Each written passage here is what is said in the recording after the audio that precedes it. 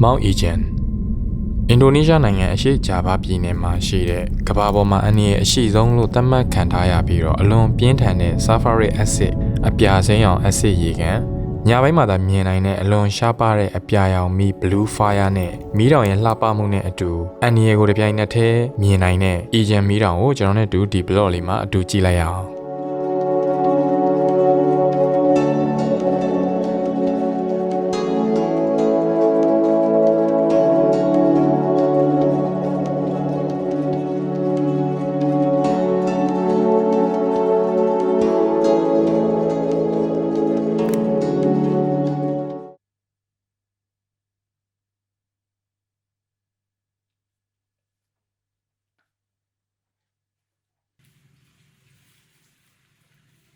ဒီရန်မီးတောင်ကိုညတကောင်ရန်တနာရီလောက်ကစပြီးတော့ဖွင့်တယ်ပေါ့နော်ဒီ blue fire ကိုကြည့်ချင်တဲ့သူအများစုကတော့ည2နာရီနဲ့2နာရီခွဲလောက်ကစပြီးတော့ဒီတောင်ချေကနေမီးတောင်စီကိုတနာရီခွဲနဲ့2နာရီကြာအောင်လမ်းလျှောက်တက်ရတယ်ပေါ့နော်တောင်ပေါ်မတက်ခင်မှာမိမိရဲ့ own safety အတွက် respirator gas mask ကတော့မဖြစ်မနေယူဆောင်သွားရမယ့်အရာတစ်ခုပါနောက်ပြီးတော့ရေဘူးနဲ့ညဘက်တောင်တက်ရတာဖြစ်လို့ဒီ headlamp နောက်ပြီးတော့တက်မီးတွေအင်ဒိုငွေသားအနှဲငယ်အချို့ယူသွားဖို့လည်းလိုအပ်တယ်လမ်းမှာတော့ check point 9ခုပေးထားတယ်ပေါ့နော်ဒီ check point တစ်ခုနဲ့တစ်ခုစီမှာမုတ်ဆိုင်လေးတွေရှိတယ်ပေါ့နော်ဒီမုတ်ဆိုင်လေးတွေစီကနေကျွန်တော်ရေတို့အေးတို့မောရင်ဝယ်တောက်ပြီးတော့အနားဖြည့်ရင်းနဲ့ဒီမီးတောင်ထိတ်ကိုတက်ရတယ်ပေါ့နော်တကယ်လို့တောင်တက်ရမှာအဆင်မပြေတဲ့သူများအတွက်လည်းဒီ trolley service ရှိတယ်ပေါ့နော် Egan trolley လို့လည်းခေါ်တယ် taxi service အနေနဲ့သွားနိုင်တယ်ဈေးကတော့မေးကြည့်ရတဲ့လောက်ကတော့ USD 100ဝန်းကျင်လောက်တော့ရှိတယ်သိရတယ်ချက်ပွိုင်5ခုမြောက်နဲ့6ခုမြောက်လောက်ဆိုရင်ဒီမီးတောင်ရဲ့ဆာဖာတန်းငွေကိုစပြီးတော့ရလာပြီဒီဆာဖာတန်းငွေကဘာနဲ့အရန်တူလဲဆိုရင်ဒီကျဲဥပုံနှံ့နဲ့တူတယ်ချက်ပွိုင်6ခုမြောက်လောက်ဆိုရင်တော့ဒီ warning signs တွေကိုစပြီးတော့မှတတိပေးလာပြီပေါ့နော်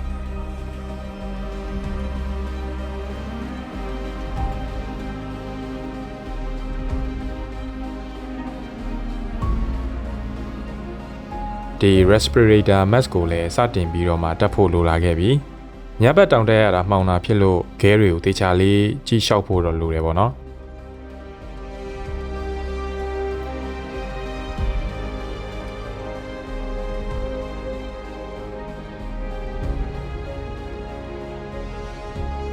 တောင်တက်လန်းလေးတွေကအရင်ကျင်းတာမို့လို့ဒီ accident မဖြစ်အောင်လည်းသတိထားရတယ်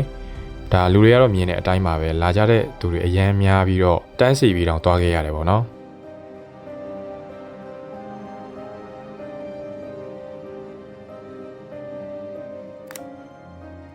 အန်နီလည်းတကယ်များတဲ့ exploring တစ်ခုပါဘာလို့လဲဆိုဒီ blue fire ကိုကြည့်ဖို့ရောက်ခါနီးလေလာရောက်ကြည့်ရှုသူတွေနဲ့နောက်ပြီးတော့ဒီ sulfur တတ်ထုတွင်လောက်သားတွေနဲ့ဒီလမ်းလေးချင်းလေးမှာရှောင်ပြီးတော့သွားရတာလည်းဖြစ်တယ်လို့မီးအောင်ကလည်းရတစ်ချက်မရတစ်ချက်နဲ့ဘေးကိုလည်းချော်မသွားအောင်ခလုံးမတိုက်မိအောင်စိတ်တွေလှုပ်ရှားပြီးတော့သွားနေရလို့ပါပဲဒါစပြီးတော့မှဒီ sulfur တတ်ထုတွေကိုစပြီးတော့မြင်တွေ့နေရပြီပေါ့နော်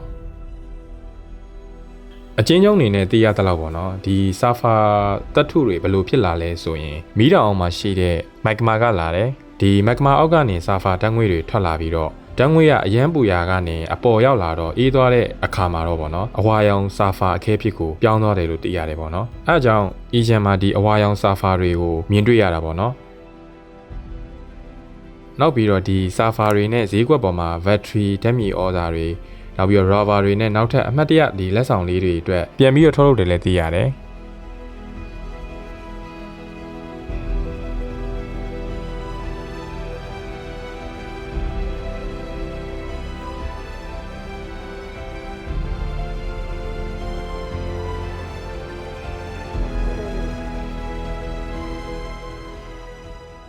ဒါနောက်ဆုံးတော့ကဘာပေါ်မှာရှားပါတဲ့မီးပြာရောင် blue fire စီကိုရောက်ရှိခဲ့ပြီပေါ့နော်မြင်ရတဲ့အတိုင်းပဲမီးပြာရောင်နဲ့ဓာတ်ပုံရိုက်တဲ့သူတွေအများများတာဖြစ်လို့ဒီမီးပုံနဲ့လည်းလဲမကျသွားအောင် view site ပြီးတော့ကြည့်ရတယ်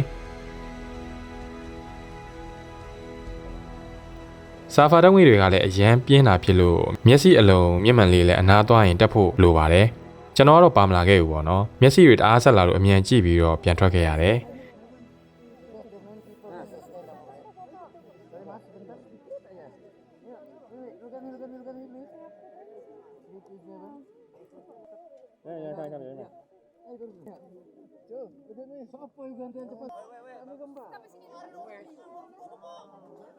တဖြည်းဖြည်းနဲ့မိုးကလည်းလင်းစားပြူလာပြီးဖြစ်လို့ဒီဆာဖာတန်းငွေတွေနဲ့အတူအပြာစိမ်းအောင်အက်ဆစ်ရေကန်ကလည်းတဖြည်းဖြည်းနဲ့မှပေါ်လာခဲ့ပြီအလင်းရောင်လေးအနှဲငယ်ရလာတော့ဒီမိပြရောင် blue fire ကလည်းမြင်တွေ့ဖို့ခက်ခဲသွားခဲ့ပြီပေါ့နော်ဒီအပြာစိမ်းရောင်ရေကန် blue lake ကိုပုံမှန်ကြည့်ရင်တော့လှပတယ်လို့ထင်ရပေမဲ့ဒီလှပမှုရဲ့အယောင်ရဲ့အောက်မှာမှဖုံးကွယ်နေတဲ့ဆာဖာအက်ဆစ်ရဲ့အန်နီရပေါ့နော်အဲအကြောင်းတစ်ခါတလေမှာတဘာဝကလှပေမဲ့အမြဲတမ်းအန်နီရနဲ့အတူရှိနေတတ်တယ်ဆိုတာကိုဒီအီဂျန်မီတောင်ရဲ့ blue lake ကတက်တည်တစ်ခုလို့တောင်ပြောလို့ရတယ်ပေါ့နော်နောက်တစ်ခုခီးသွားသူတွေလှုပ်တက်တဲ့အမားတစ်ခုကဘာလဲဆိုရင်ဓာတ်ပုံတစ်ပုံအတွက် match တွေကိုဖြုတ်တက်ကြတာပဲပေါ့နော်ဒါကတကယ်တော့အရင်အန်နီရများပါတယ်ဒီနောက်ထပ်ဒီ blue fire ကိုလည်းနေဘက်မမြင်နိုင်ရတဲ့အကြောင်းရင်းကတော့အလင်းရောင်ကြောင့်ပါညဘက်မှသာဒီ sulfur တန်းငွေ့ရဲ့လောင်ကျွမ်းမှုကိုအပြာရောင်မီးအဖြစ်ပုံစံမျိုးနဲ့မြင်နိုင်တာပေါ့နော်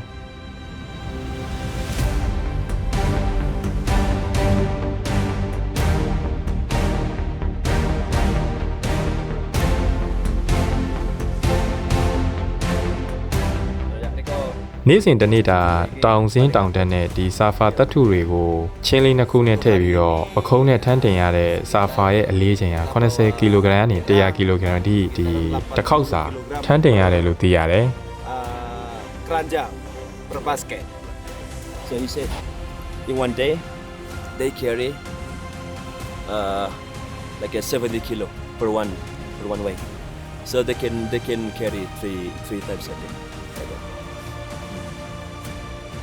ဒီမောင်အီဂျန်ကအဗန်ဂျာကိုကြိုက်တဲ့သူတွေအတွက်တော့တင့်တော်ပေမဲ့ကလေးသူငယ်နောက်ပြီးတော့အသက်ရှူပြဿနာရှိတဲ့သူတွေအတွက်တော့တင့်တော်နေတဲ့ခီးတစ်ခုတော့မဟုတ်နေခဲ့ဘူးပေါ့နော်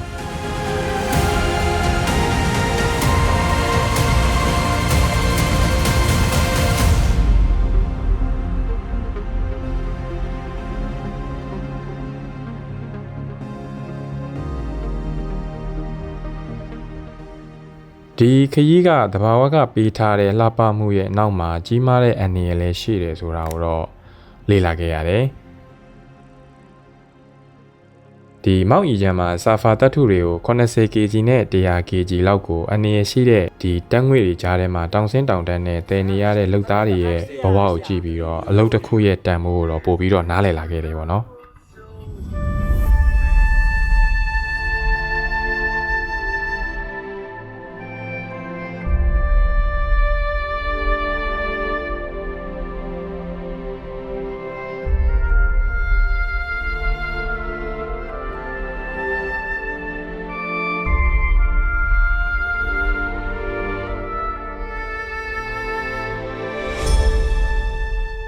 နောက်ပြီးတော့ဒီအီဂျန်ခရီးစဉ်ဟာသွားလေပတ်ယုံကြည့်ကျင်ုံများမဟုတ်ပဲနဲ့ဒီတဘာဝတရားကိုလေးစားတတ်အောင်လှပမှုနဲ့အန္တရာယ်ကိုနားလည်အောင်သင်ပေးတဲ့ခရီးတစ်ခုလည်းဖြစ်ခဲ့တယ်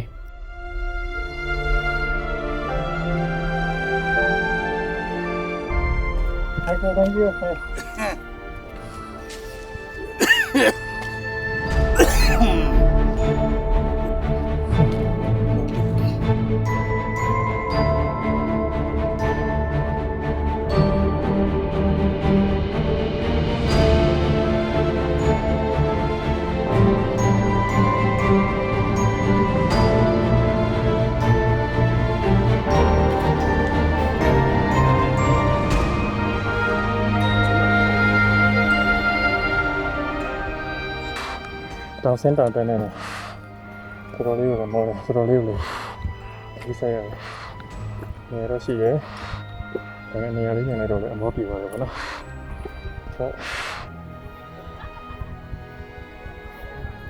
နောက်ထပ်ထူးခြားတာတစ်ခုအနေနဲ့ပေါ့နော်အီဂျန်မီတောင်ရဲ့ပြင်းထန်တဲ့ဆာဖာနဲ့ကြောက်တောင်တက်လန်းတွေကိုဖျက်ပြီးနောက်မှာတော့တောင်ပေါ်ဘက်မှာတော့တစ်ပင်တွေပြည့်နှက်နေတယ်အီဂျန်တိတ်ဆိတ်နေပြီးတော့လေတို့ကလည်းတိတိတတ်တာတန့်ရှင်းပြီးတော့မီတောင်ရဲ့ကြမ်းတမ်းမှုနဲ့ဒီတစ်တောတဘာဝရဲ့အီဂျန်မှုကိုတနေရာထဲမှာမြင်နိုင်တာကအီဂျန်ရဲ့ထူးခြားမှုတစ်ခုပေါ့နော်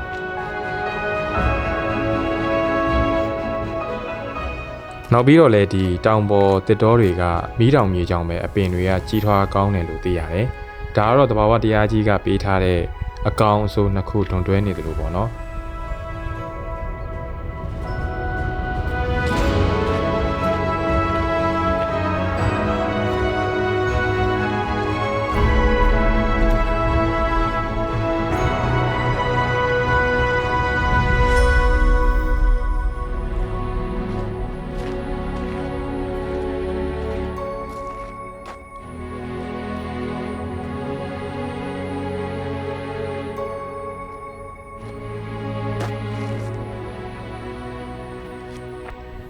ဒီလက်ရှိဒီ iconic တစ်ပင်ကအရင်ကသွားလို့ရတယ်ပေါ့နော်ဒီတိန်သားလေးကိုသွားလို့ရတယ်ဒါပေမဲ့လွန်ခဲ့တဲ့2နှစ်လောက်ကသူတို့ပြောရတော့ဒီတရုတ်ကောင်မလေးတယောက် accident ဖြစ်ပြီးတော့ပြုတ်ကျအောင်လေပေါ့နော်အဲ့နောက်ပိုင်းတော့ဒီမှာစီးတွေထားပြီးတော့ထဲတော့ဝင်လို့မရဘူးတကယ်လို့သူတို့ဝင်မယ်ဆိုရင်တော့ဒီမှာအဲ့လိုမျိုးပေါ့နော်ဒီခွင့်ပြုချက်မရှိဘဲနဲ့ဝင်ခဲ့တယ်ဆိုရင်အဲ့လိုမျိုး line ပေါ်မှာတင်တာတော့ပါလို့ဆိုရင်သူတို့ဘက်ကအရေးယူခြင်းခံရမယ်လို့တော့သတိပေးထားရပေါ့နော်အဲ့ဒါကြောင့်အထဲဝင်လို့မရတော့ဒီနားလေးမှာပဲစီးတားတဲ့နားလေးမှာပဲရိုက်ရတာပေါ့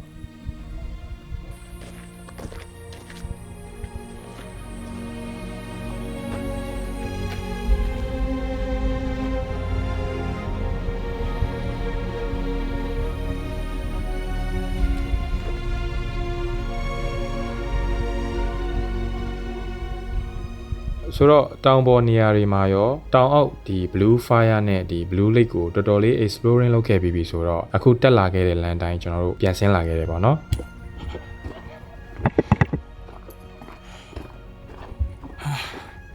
ဒီလို experience မျိုးတစ်ခါမှမရဘူးဒီ agent တောင်ပေါ်မှာလက်ရှိမိုးကလည်းအုပ်နေနောက်ပြီးတော့ view တွေရောသူတို့ရဲ့ surfer ဓာတ်ငွေတွေရောပေါ့နော်ပေါင်းပြီးတော့ဘာသဘာမှမမြင်အောင်ဒီနားမှာအောက်ကိုလည်းကြည့်ပါဦ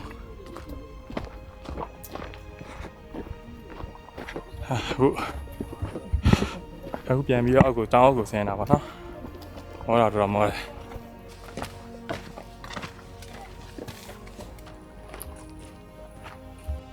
ဒါကျွန်တော်ရဲ့ Indonesia East Java အပိုင်းနှစ်ခရီးစဉ်လေးရတော့ဒီလောက်ပဲပေါ့နော်အရှိကအပိုင်းတစ်ဖြစ်တဲ့ Rainbow Village ကိုကြည့်ကျင်နေဆိုရင်ကျွန်တော် comment မှာ link လေးချပေးထားပါတယ်ကျွန်တော်ရဲ့ vlog လေးတွေကိုကြိုက်နေတတ်တယ်ဆိုရင် like and subscribe လေးလုပ်ပေးသွားလို့ရပါတယ်အဆုံးထိကြည့်ရှုပေးတဲ့တယောက်ချင်းစီတိုင်းကိုကျေးဇူးအများကြီးတင်ပါတယ်နောက်ထပ် vlog တွေမှာပြန်လည်ဆုံတွေ့ကြမယ်